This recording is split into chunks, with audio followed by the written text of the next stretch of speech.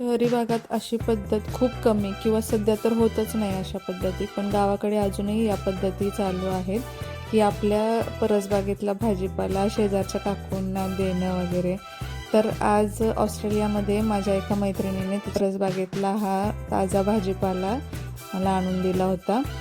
खूप छान वाटलं मला की बाबा इकडे पण असं भाजीपाला वगैरे कोणी देईल असं वाटलं नव्हतं कधीच. खूप छान असा कढीपत्ता आहे आणि बीट पण अगदी रानातली भाजी तोडून आणल्यासारखं एकदम फ्रेश. आणि इकडे फ्रोझन कढीपत्ता 4च काड्या फक्त मिळतात 200 रुपयाला. तर म्हटलं चला कढीपत्ता मिळालाय तर आपण याचं रोप लावू आपल्या परसबागेमध्ये. तर मी हे असं थोडं कट करून घेतलं आणि बघू म्हटलं ट्राय करून आपण पण लावून बघू येतोय की कढीपत्ता नाही. तर हे असं कट करून घेतलं आणि जाड काठी होती ती अशी हळदीमध्ये थोडंसं असं मिक्स करून असं हळदीमध्ये मिक्स केल्यानंतर रोप चांगले येतं असं म्हणतात.